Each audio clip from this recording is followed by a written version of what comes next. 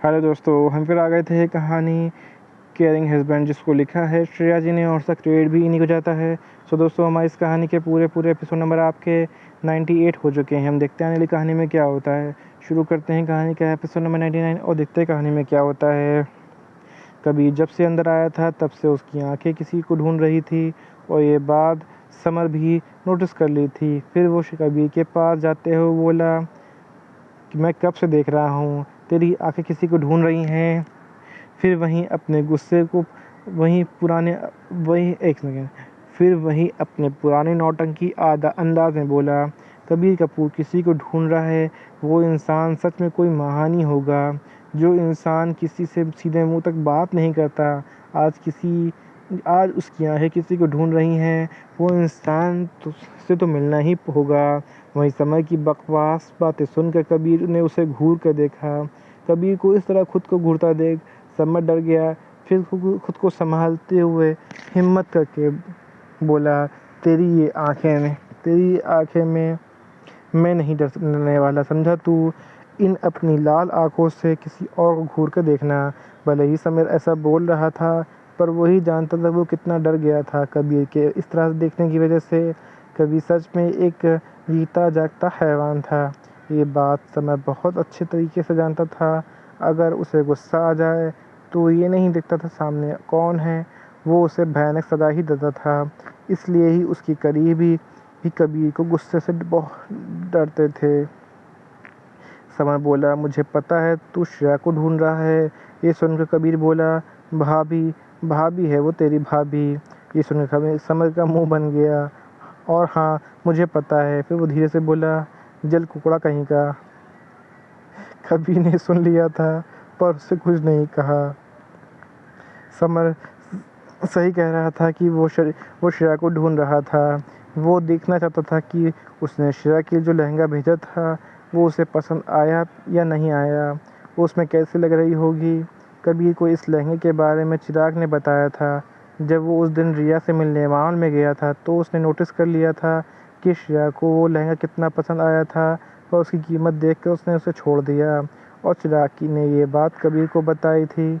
उसके बदले में कबीर ने उसके 1 महीने की छुट्टी दे दी थी। चिराग रिया के साथ कुछ क्वालिटी टाइम स्पेंड करना चाहता था पर उसके लिए उसे छुट्टी नहीं चाहिए थी।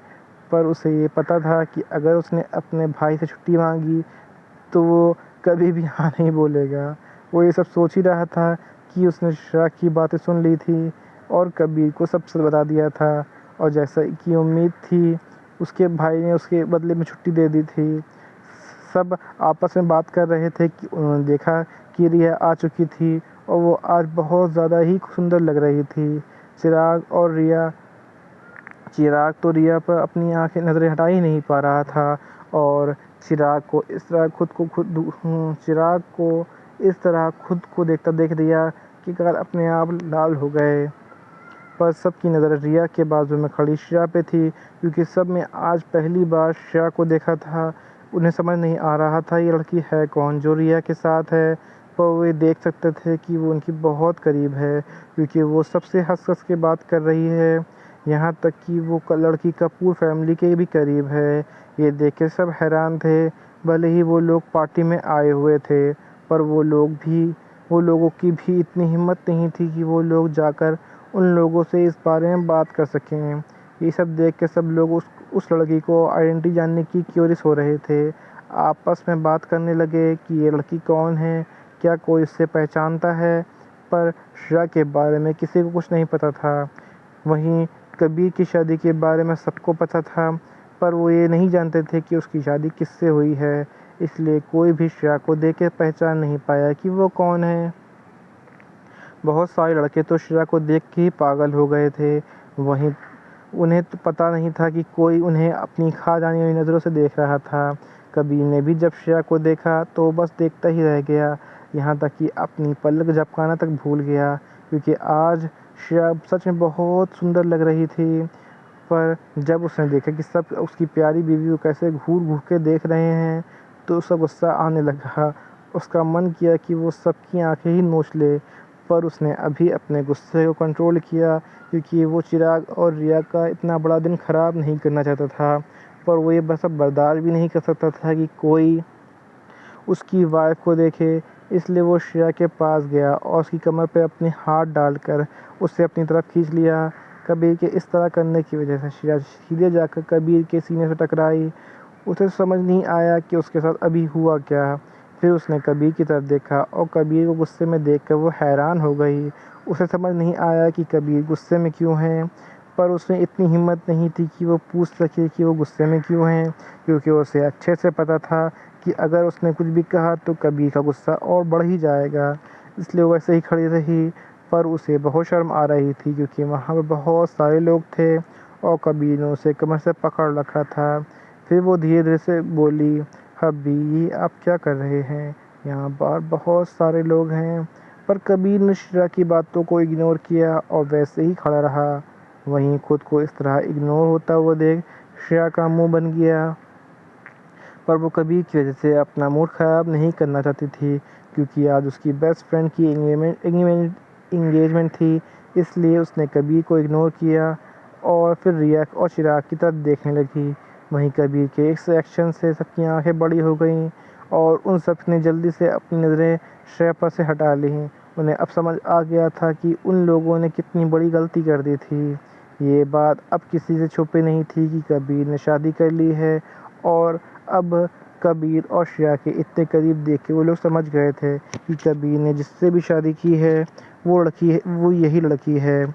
उन लोगों ने कबीर की लौड़ी बॉस को देखने की हिम्मत की थी। ये सब सोच के सब डर के मारे काँप रहे थे, क्योंकि उन सबको अच्छे से पता था कि कोई कबीर की चीज़ को छुए तो उसे पसंद नहीं थी और ये लोग तो कबीर की बीवी को देखने की हिम्मत कर रहे थे। पता नहीं अब कबीर उनके साथ क्या करेगा। सब अपनी किस्मत पर रोना आ रहा था। वहीं दूसरी तरफ पंडित जी रिया और चिराग से कुछ रस्में करवा रहे थे। इस समय रिया और चिराग दोनों ही के चेहरे पे स्माइल थी। इस समय जो उन्हें फ़ील हो रहा था वो शब्दों में बयां नहीं किया जा सकता। जिस चीज़ का सपना उन्होंने देखा था आज वो सच हो रहा था।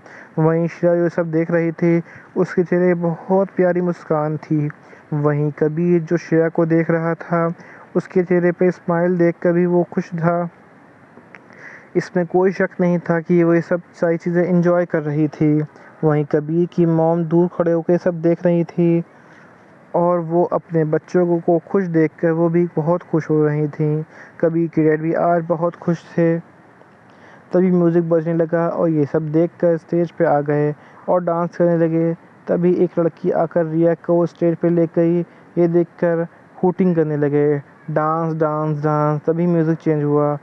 आज आज लगड़िया मैं तो मिस इंडिया करे टीम टीम तारों वाली बिंदिया।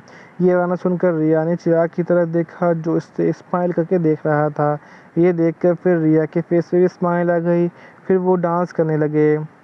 रंग सेरेमनी आज रखवारे, बैंड बाजा आज पार्टी चा बुला ले। रिया को डांस करते देख सब जोड़ने हूटिंग करने लगे।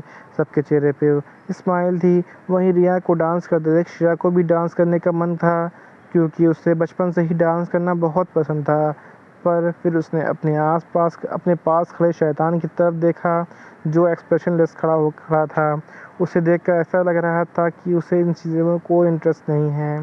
ये देखकर श्रेया उदास हो गई, क्योंकि उसे पता था कि कबीर उसे कभी भी डांस करने नहीं देगा और वो भी सबके सामने तो बिल्कुल भी नहीं। और ये सच भी था, क्योंकि कभी भी ये बर्दाश्त नहीं कर सकता था कि कोई उसकी बीवी पे नज़र उठा के देखे। फिर श्रेया ने गहरी सांस ली और ये सब बात अपने दिमाग से निकाल दिया और फिर स्टेज की तरफ देखने जा रही थी। रिया यहाँ डांस कर रही थी। उसके बाद ये सुनकर फिर चिराग भी स्टेज पे आ गया और डांस करने लगा। ये देख के सारे जोड़े ताली बजाने लगे। श्रेया भी देख के ताली बजा रही थी और हंस रही थी। फिर चिराग अपने घुटनों पर बल बैठ गया और उसने रिया को अंगूठी पहनाई। ये देख कर रिया की आंखें खुशी से आंसू आ गए और उसने चिराग को कस के गले लगा लिया। वहीं चिराग शांत था, पर अंदर ही अंदर बहुत खुश था। रिंग सेरेमनी होने के बाद चिराग और रिया फिर दोनों सोफे पर जाकर बैठ गए। आगे क्या होने वाला है ये आप सोच के बताइए। सो दोस्तों ये मैं इसलिए कह रहा हूँ क्योंकि यहाँ पर लिखा है आगे क्या होने वाला है। क्या रिया और चिराग इंगेजमेंट पार्टी में, जानने के लिए पढ़ते रहिए, सुनते रहिए कहानी। सो दोस्तों आपको कहानी कैसे लगी हमें कमेंट करके ज़रूर बताइएगा। सो दोस्तों हम फिर मिलेंगे एक नई वीडियो के साथ, एक नए एपिसोड के साथ। तब तक के लिए मुझे इजाज़त दीजिए। धन्यवाद दोस्तों।